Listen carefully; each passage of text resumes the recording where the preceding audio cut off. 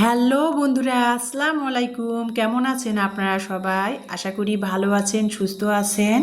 প্রতিদিনের মতো নতুন দিনের নতুন আরেকটি ভিডিও নিয়ে আপনাদের মাঝে হাজির হলাম। এই যে সকালে তো আমি একজন হাউস ওয়াইফ। সকালে তো শুরু হয় রান্নাঘর থেকেই। তো আমিও প্রতিদিনের মতো তার কোনো ব্যতিক্রম আজকেও না, রান্নাঘর থেকে শুরু করলাম ভিডিওটি। এই যে তারপরে এখানে আমি এই যে আটা আর কি রুটি বানাবো সকালবেলা আর কি। গতকালকে ভিডিও দিয়েছিলাম না বন্ধুরা, গতকালকে শরীরটা আমার মানে অনেক খারাপ ছিল। এই জন্য গতকালকে ভিডিও আমি শেয়ার করি নাই আপনাদের মাঝে ডেলি লাইফে। তো এই ভিডিওটা গতকালকেরই করা ছিল, মানে সন্ধ্যাবেলা যখন যে সময়টা আমি ভিডিও এডিট করে ভয়েস ওভার করব, সেই সময়টা আমার প্রচণ্ড মাথা ব্যথা ছিল আর কি। মানে আমি চিল্লাচ্ছি, মনে হচ্ছিল আমি চিল্লাচ্ছি বাচ্চাদের সাথে, কিন্তু আমার গলা দিয়ে আওয়াজ বের হচ্ছিল না। গতকালকে আমার এই অবস্থা হয়েছিল, সেই জন্য আর কি ভিডিওটা আমি গতকালকে আর কি ভয়েস ওভার করতে পারি নাই, সেটা আর কি আজকে ভয়েস ওভার করে শেয়ার করতেছি আপনাদের মাঝে। তো সকালবেলা আর কি এই যে রুটি বানাচ্ছিলাম। আমি আমার স্টাইলে কিভাবে রুটি বানাচ্ছি সেটাই। আমি কিন্তু কখনো আটা আর কি সিদ্ধ করে রুটি বানাই না। মানে পানি আগে প্রথমে বলক তুলে নিয়ে তারপরে আর কি আলাদা করে বাটির মধ্যে আটা লবণ স্বাদ মতো দিয়ে আমি পানি দিয়ে হাত দিয়ে আটা ছেনে নিয়ে রুটি বানাই আর কি। আর আমার পরিবারে আর কি সবাই এভাবে রুটিটা খেয়ে অভ্যস্ত। মানে আটা যদি সিদ্ধ করে রুটি বানা হয় না, তাহলে ওরা খেতে চায় না। তো রুটি বানাইলাম কিভাবে আমি আমার স্টাইলে, সেটা তো আপনাদের সাথে শেয়ার করলাম। গতকালকে আমি মুরগির রোস্ট তৈরি করেছিলাম একটুখানি, তারে না ঝোলগুলো মশলাগুলো রয়ে গিয়েছিল।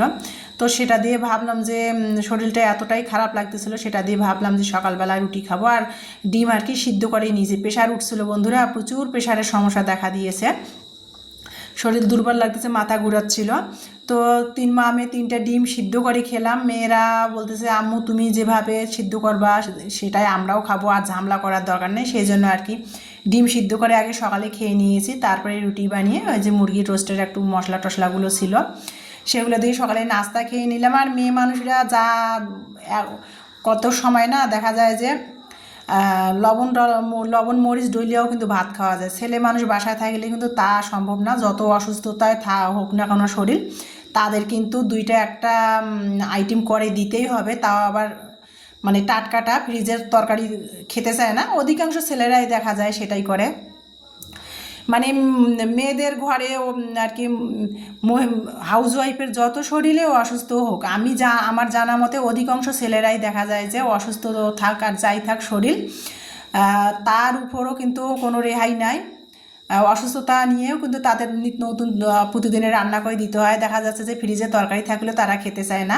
আমার জানা মতে অধিকাংশ ছেলেরাই ঘরে ঘরে এরকম করে।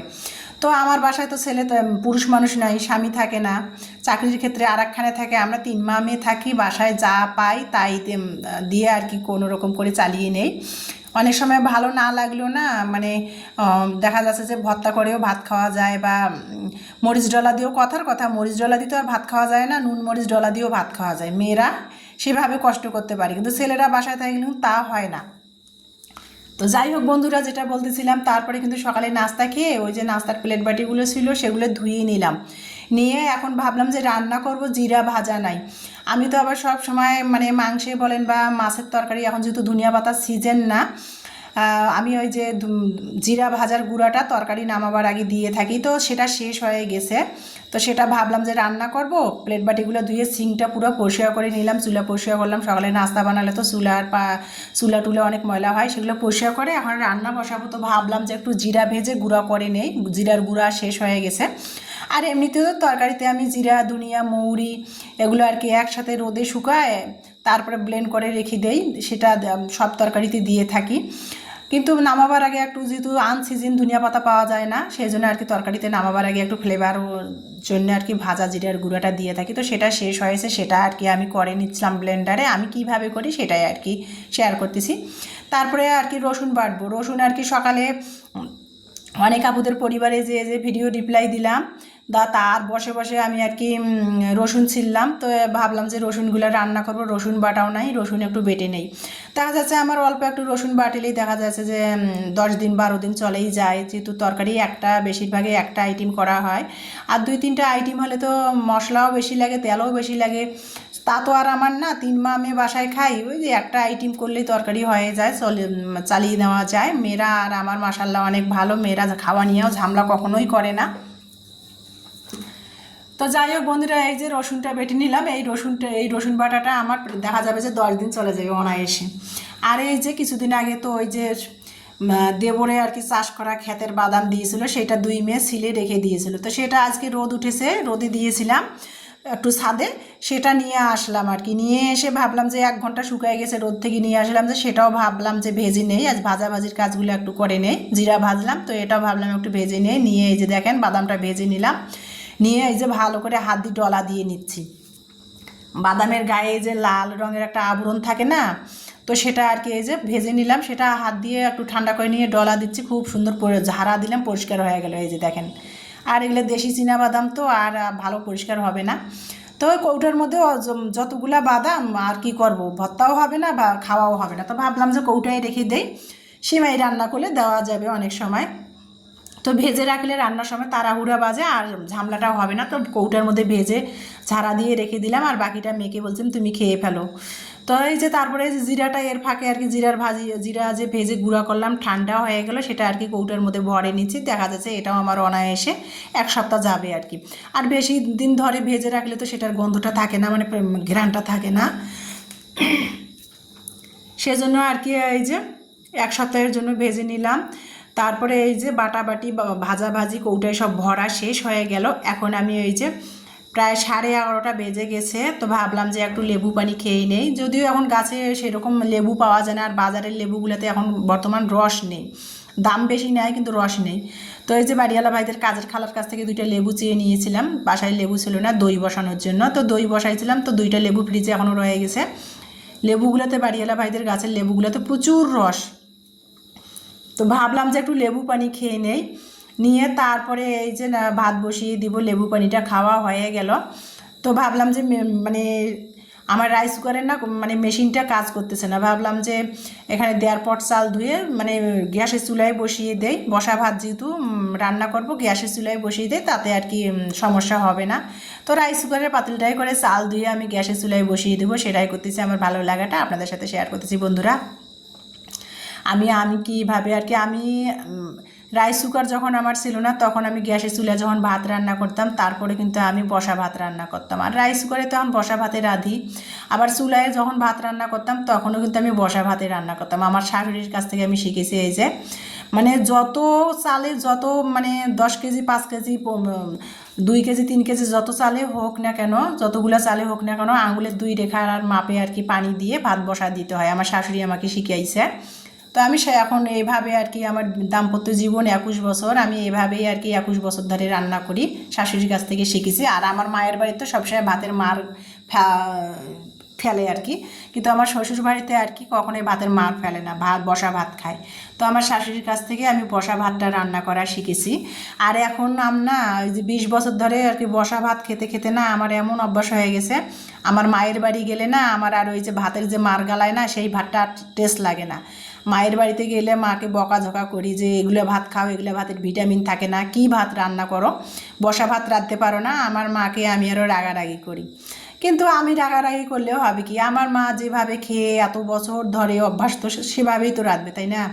কিন্তু আমি আমার মায়ের বাড়িতে গেলে এখন আর ওই যে আমার মায়ের বাড়িতে ভাত খেয়ে শান্তি পাই না, মার গালায় ভাতে সেই ভাত খেয়ে শান্তি পাই না, বসা ভাত খেয়ে খেয়ে অভ্যাস, তো দেখা যায় বসা ভাতের টেস্টটা আলাদা, খেয়ে খেয়ে অভ্যাস। হঠাৎ মায়ের বাড়ি একদিনের জন্য গেলে না সেই ভাতটা খেয়ে জানি শান্তিই পাই না। তো যাই হোক বন্ধুরা, অনেক বকাচ্ছিলাম, তার ভিডিও সংক্রান্তে কথা বলি। এই যে পরশুদিন তো আমি একটা করলা নিয়ে আসছিলাম, একটা করলা 24 টাকা নিয়েছিল, ওজনে আর কি উঠেছিল 250 গ্রামেরও বেশি, 80 টাকা করলার কেজি। তো সেই করলাটা সেই দিন আর রান্না করাও হয়েছিল না, তো করলাটা ভাবলাম ফ্রিজ থেকে বের করলাম, করলাটা ভাবলাম করলা আলু ভাজি করব। আর দিনাজপুরের নাইরা বেগুন মানে 2-3টা ছিল, সেটা দিয়ে আর কি বেগুন আলু দিয়ে কাতল মাছ রান্না করব। তো সেটাই করতেছি বন্ধুরা, সব কিছু কেটে বেছে চলে আসলাম আমি রান্নাঘরে। মেয়েকে বলছিলাম তুমি একটু মাছটা উল্টে পাল্টে দাও, মেয়ে কিন্তু গোসল করবে, তো বললাম তুমি একটু মাছটা উল্টে পাল্টে দাও, আমি অপর সাইডে আর কি মরিচ রসুন পেঁয়াজগুলো করলা ভাজির জন্য কুচাই নেই, কাঁচা মরিচ কুচি, রসুন কুচি, পেঁয়াজ কুচি, করলা ভাজির তো আমি আবার দিয়ে থাকি। তো সেটাই কুচাচ্ছিলাম, আর চুলার মধ্যে আর কি মাছ ভাজতে দিয়েছি, কাতল মাছ। তো তো এই যে কাতল মাছ ভাজি করা হয়ে গেল, আর পাশেই আর কি আমি ওই যে কাতল মাছ ভাজার তেলগুলোতে ভাবলাম যে করলা ভাজবো। তো এই যে করলা আলু ভাজি করে নিচ্ছি, আর দুই চুলায় আজকে দিয়ে দিয়েছি, করলা ভাজি বসিয়ে দিয়েছি পাশের চুলায় আর কি। এই যে মাছ রান্না করব আর কি। তো মাছের জন্য আর কি মশলা কষাচ্ছি, মাছটা তো ভেজে তুলে রেখে দিলাম। আমরা যে রেগুলার মশলাগুলো ব্যবহার করে থাকি তরকারিতে সেটাই দিলাম মাছের মধ্যে। আর আমি তো আবার সারা বছরে কাঁচা মরিচটা খেয়ে থাকি তরকারিতে আর কি, তো সেটাই দিলাম, রসুন কাঁচামরিচের পেস্ট, জিরা ধনিয়ার গুঁড়া, হলুদ লবণ মরিচের গুঁড়া। আর আমি তো আর রান্নার চ্যানেল করি না বন্ধুরা যে ডিটেলসে বলবো, তারপরও কিন্তু আমি বলি আমি যেভাবে রান্না করি সেটাই আর কি। তো যাই হোক, এই যে পাশে চুলাতে করলা ভাজি হচ্ছে, আর এখানে আমি মাছ রান্না করব। মাছের জন্য মশলাটা কষিয়ে নিচ্ছিলাম। তো এখন আর কি এই যে বেগুন, দিনাজপুরের নাইরা বেগুন দিয়ে মাছ রান্না করবো। বেগুন আলু দিয়ে মাছটা আর কি মশলাটা কষিয়ে নিয়ে, তারপরে বেগুন আলুটা কষিয়ে নিয়ে গরম পানি দিয়ে এই যে তরকারিটা রান্না করে নিলাম, হয়ে গেল। এখন আমি মাছটা দিয়ে আবারও 3-4 মিনিট বলক তুলে নিলাম, নিয়ে একটু ভাজা জিরার গুঁড়ো উপরে ছিটাই দিয়ে তরকারিটা নামিয়ে নিব। আজকে বেশি ঝোল মানে একটু ঝোলেই থুবো, যেহেতু ভাজি আছে, একটু ঝোল থুলে আর কি মেয়েরা ভাত খেতে পারবে। আর মেয়েরা ডাল এত পছন্দ করে, আমি আবার ডাল রান্না করতে অলসামি শুরু করে দেই। ডাল রান্না করলে দেখা যায় আমার মেয়েরা শুধু ডাল দিয়ে সুন্দর মাসাল্লা ভাত খায়, কিন্তু আমার ডাল রান্না করা যে এত অলসামি যে কি বলবো। তো এই যে আমাদের দুপুরের খাবার করলা আলু ভাজি, দিনাজপুরের নাইরা বেগুন দিয়ে কাতল মাছের ঝোল করেছি, আর মানে একটু ফ্রিজে আর কি ভর্তা ছিল, তো সেটা নিয়েছি। কলার খোসার ভর্তা কীভাবে করেছিলাম সেটা তো আপনাদের শেয়ার করেছিলাম। তো কলার খোসার ভর্তা একটু ফ্রিজে ছিল, আমার মেয়েরা আর আমি তো আবার ভর্তা লাভার, তো সেই ভর্তাটা বের করে নিলাম, সেটা দিয়ে আর কি দুপুরের খাবার খাবো বন্ধুরা। আর আমার ভালো লাগাটা সেটাই আপনাদের সাথে শেয়ার করব আর কি। তো যাই হোক, মানে ইলমার অ্যালার্জির কারণে না এতদিন আমি অ্যালার্জিযুক্ত মানে কচুরমুখী বলেন, কচুর লতি বলেন, লাল শাক, বেগুন আগে থেকে আমি কম খাই, আমার বেগুন খেলে চোখ চুলকায়। কি খাবো না বলেন, কি বাঁচবো, সব কিছুতেই অ্যালার্জির প্রবলেম দেখা দেয়। আমার আবার গায়ে কোনো অ্যালার্জির সমস্যা দেখা দেয় না, মানে বেগুন খেলে না আমার চোখ চুলকায়। আর ইলমার তো ইদানিং অ্যালার্জির এত পরিমাণ সমস্যা দেখা দিচ্ছে, ব্লাড টেস্ট করলাম 1081 পয়েন্ট ইলমার অ্যালার্জি আর কি ধরা পড়েছে ব্লাডে। ডক্টর বলছে সাধারণত 100 মানে 100+ থাকলে সবাই আর কি অ্যালার্জির ওষুধ খায়, মেডিসিন নেয়। আমার ইলমার 1081+ ব্লাডের আর কি অ্যালার্জি ধরা পড়েছে, সেই জন্য আর কি অ্যালার্জিযুক্ত কোনো কিছুই খাচ্ছি না। কিন্তু ডক্টর আবার দ্বিতীয় চেকআপে গেলাম, ডক্টর বলেছিল যে সব কিছু খাওয়াবেন যেটাতে দেখবেন যে ওর অ্যালার্জির ক্ষতি করতেছে, সেই জিনিসটাকে অ্যাভয়েড করবেন। সেই জন্য আর কি ভাবলাম যে এখন টুকটাক সবে খাবো, আর কি বাঁচবো বলেন। অ্যালার্জি এমন একটা বিচ্ছিরি একটা রোগ, মানে সব কিছু বেছে খেতে হয়, আর কি বাঁচবো বলেন। সেই জন্য ভাবলাম যে দেখি সব কিছু খাবো যেটাতে আর অ্যালার্জির সমস্যা দেখা দেবে, সেইটা থেকে ওকে অ্যাভয়েড করে রাখবো। সেই জন্য বেগুন নিয়ে আসছিলাম আর কি। তো বেগুন দিয়ে আর কি সেটাই আর কি মাছ রান্না করেছিলাম, খাচ্ছিলাম বন্ধুরা। তো বেগুনটা খাওয়ার পর কিন্তু আমার চোখের না মানে কোটা আর কি ভালোই চুলকানি শুরু করেছিল। আমার চুলকায়, ইলমার দেখা যাচ্ছে কোনো সমস্যা হয়নি, আমারই চোখ চুলকানি শুরু হয়ে গিয়েছিল। তো যাই হোক বন্ধুরা, কী বাঁচবো বলেন অ্যালার্জির সমস্যার কারণে। তো এই যে তারপরে বিকালবেলা আর কি আমি একটু মানে বিকাল বলতে 6টার দিকে আমি একটু তালের পিঠা বানাচ্ছিলাম। ফ্রিজে তালের রস মা দিয়ে গেছিলো, সংগ্রহ করে রেখে দিয়েছি। মা আর কি তালের পিউরিটা, গাছের তাল পেরে তালের পিউরিটা ঘষে রসটা দিয়ে গিয়েছিল, মানে অনেকগুলো দিয়ে গিয়েছিল। তো সেগুলো ফ্রিজে সংরক্ষণ করা ছিল, সেগুলো দিয়ে ভাবলাম যে একটু মেয়েদের সন্ধ্যাবেলা আর কি পিঠা বানিয়ে দেয়। তো এই যে তালের পিউরিয়ে, চিনিয়ে, 1 চিমটি লবণ আর কালো জিরা সব কিছু একসাথে তালের পিউরির সাথে মিশ্রণটা গুলে নিলাম, নিয়ে এই যে শুকনো চালের গুঁড়া দিয়ে ভালো করে আর কি হাতের সাহায্যে মেখে নিচ্ছে। আর ইলমা বলতেছে আম্মু একটা ডিম দাও। ডিম বলতে চুলের মধ্যে ডিমের পানিটা দিয়েছিলাম 2 দিন আগে, শুক্রবারে তো আপনাদের সাথে শেয়ার করেছিলাম চুলের প্যাক। তো ডিমের কুসুম একটুখানি ফ্রিজে ছিল, তো ইলমা বলতেছে আম্মু ডিমের কুসুমটা দাও পিঠার মধ্যে। তো ইলমা এনে ঢেলে দিল। তো যাই হোক, এই যে ডিমের কুসুমটাও দিয়ে দিয়েছি। আর ডিমের কুসুমটা দেওয়ার পর না মানে অনেক ফুলে ফুলে উঠতেছিল, ফেনার মতো আর কি কেকের আরও তৈরি হয়ে গিয়েছিল পিঠার বেটারটা।